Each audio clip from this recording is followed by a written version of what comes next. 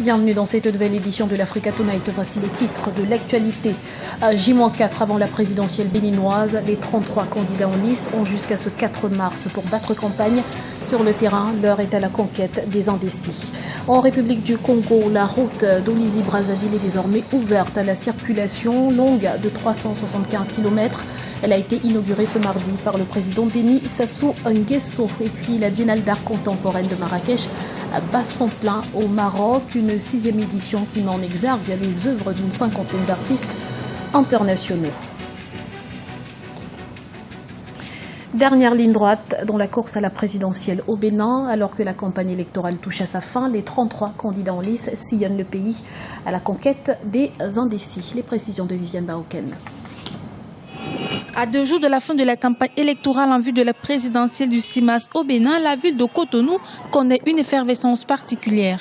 La guerre des affichages n'échappe à aucun candidat dans la capitale économique Cotonou. De même, les regroupements populaires lors des meetings attirent de plus en plus les populations. Il n'est pas question de rater le passage d'un candidat dans sa localité. Entre foule et électeurs, les candidats les plus offrants sont ceux qui rassemblent le plus de monde.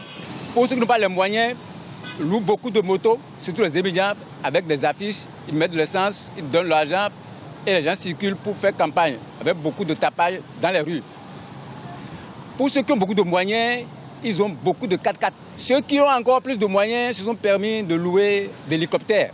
L'autre particularité de cette campagne électorale au Bénin est la participation massive des mototaxis appelés Zemindia. Ces conducteurs d'engins à 2 roues ne manquent pas d'être sollicités par les candidats, soit pour encadrer leur cortège, soit pour meubler les différentes caravanes bruyantes dans les rues de Cotonou. Pendant les caravanes, on colle les effigies à notre moto, on colle les effigies sur les casquettes. Donc on porte la couleur du candidat. Les gens nous associent à faire des porte-à-porte. Donc ils nous demandent de recruter environ 250-300 pour que nous fassions des porte-à-porte pour que le 6 avril prochain, nous ayons un président dès le premier tour.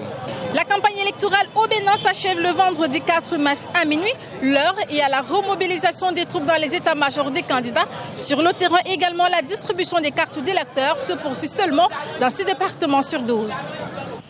Et sachez qu'Africa 24 vous invite à suivre tous les soirs en direct de Cotonou nos éditions spéciales consacrées à ce scrutin. Le débat des présidentielles à 19h30 GMT, suivi d'un débriefing des experts à partir de 21h30 GMT. Lancement d'un projet de lutte contre le racisme et la xénophobie en Afrique du Sud, une initiative du gouvernement qui fait suite aux récents conflits interraciaux qui ont émaillé la nation arc-en-ciel. Le projet prévoit l'instauration d'un dialogue consultatif destiné à mettre à contribution tous les membres de la société dans l'élaboration du document qui servira de base pour la conception et la mise en œuvre d'une politique globale de lutte contre le racisme. L'actualité économique à présent en République du Congo, le tronçon Brazzaville-Dolizy sur la route lourde Brazzaville-Pointe-Noire a été mis en service ce 1er mars 2016 par le président Denis Sassou Nguesso, montant de l'infrastructure 867 milliards de francs CFA. Voyez ce reportage de notre correspondant Jacques Amboka. Le tronçon Brazzaville-Dolizy en République du Congo est désormais opérationnel. Le président de la République, Denis Sassou Nguesso, a procédé ce mardi 1er mars 2016 à l'inauguration de cette route de 375 km, complétant ainsi la route lourde Brazzaville-Pointe-Noire de 535 km. Des travaux ont été exécutés par l'entreprise chinoise China State Construction Engineering Corporation sous le contrôle de la société française Aegis International. Les gens se sont consentis vraiment. C'était pas du tout facile. Aujourd'hui, la route elle est réalisée, tout le monde passe. Et certains peuvent penser que c'était facile, mais c'était pas du tout facile. Car il y a eu des jours où on travaillait nuit et jour pour que la route puisse se réaliser aussi vite. Parce que ça s'est réalisé en un temps vraiment record. De 2011 à 2016, réaliser un chantier pareil, c'est pas croyable. La route lourde de Brazzaville-Pointe-Noire est un axe stratégique et un levier économique pour les pays. Sa mise en service ne manquera pas de booster plusieurs transactions nationales et internationales. Sur le plan économique, ce serait des avancées énormes. parce que de la capitale économique à la capitale politique, je cite Pointe-Noire, où nous avons quand même un port en eau profonde jusqu'à Brazzaville, les commerçants pourront donc importer les marchandises. La différence entre un homme politique et un homme d'État, c'est que l'homme politique pense à la prochaine élection et l'homme d'État pense aux prochaines générations. Eh bien, le président Sassou, c'est un homme d'État, puisqu'il pense aux prochaines générations. Il va nous léguer quelque chose pour la postérité. Les travaux du tronçon Brazzaville-Dolizy ont été financés par le gouvernement de la République du Congo et celui de la Chine avec une enveloppe d'environ 867 milliards de francs CFA. Avec comme maître d'ouvrage le ministère de la Délégation générale aux grands travaux, les travaux ont démarré le 22 décembre 2011. 73 milliards de francs CFA, c'est le montant du budget de la CEMAC adopté ce mardi. Un budget en baisse de 25% en raison de la mauvaise conjoncture liée à la chute des cours du brut, notamment. Reportage de notre correspondant Guinée équatoriale Serge Kofi, commenté par Deo Gracias Podon. Le Parlement de la Communauté des États de l'Afrique centrale a adopté mardi 1er mars le budget de la communauté. D'un montant de 73 milliards de francs CFA, ce budget a connu une baisse de 25% comparativement à l'exercice 2015. En cause, la taxe communautaire d'intégration, l'une des ressources principales de la CEMAC. Elle a été très instable en 2015 à cause de la chute des prix du pétrole. Conséquence, certaines institutions de la CEMAC vont connaître des coupes budgétaires allant de 5 à 17%. À l'exemple du Parlement de la CEMAC situé à Malabo, qui est appelé à réduire les coûts de son fonctionnement cette année 2016. Il y a forcément un impact sur un certain nombre de ces missions prioritaires. C'est le cas, par exemple, de la mission de diplomatie parlementaire, c'est le cas de l'observation des élections dans la sous-région. Vous savez qu'on entre dans une période d'élection dans presque tous nos pays de la membre, le Tchad, le Cameroun, le Gabon même, le Congo. Donc il va falloir des observations. Tout ça là, il y aura un impact forcément. C'est vraiment une préoccupation pour notre institution. À l'occasion du débat budgétaire, les parlementaires de la CEMAC ont renforcé la priorité à la formation et au développement de ces institutions.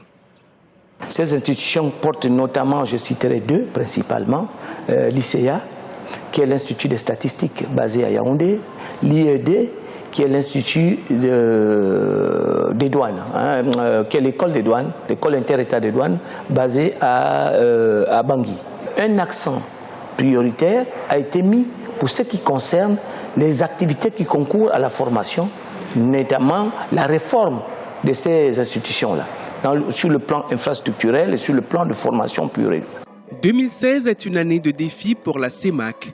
À la baisse drastique des cours des matières premières s'ajoute la situation sécuritaire précaire engendrée par les actions de la secte islamique Boko Haram en Afrique de l'Ouest. Marrakech vibre au rythme de sa 6e biennale d'art contemporain, un événement où les arts plastiques voisinent avec la photo, la vidéo, la musique et la littérature. Immersion avec Omo Kalsumba. La ville de Marrakech vibre au rythme de la 6e édition de la Biennale d'art contemporain.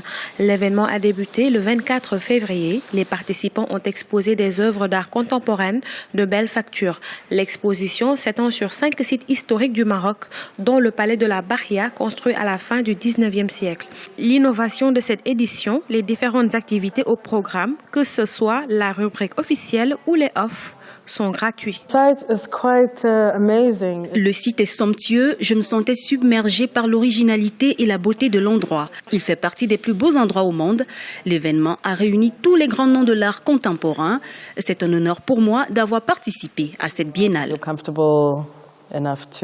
L'une des principales attractions de l'événement a été l'œuvre de l'artiste marocaine Itno Baraga, qui a rendu hommage au célèbre poète berbère du XVIe siècle, Abderrahman El Majboud. À travers ses poèmes, l'homme mettait en exergue les questions politiques et sociales. Il abordait aussi des questions relatives à l'amour, à la mort, à la science, à l'éducation et à la religion. Il est connu sous le nom Majdoub et il est un patrimoine culturel national.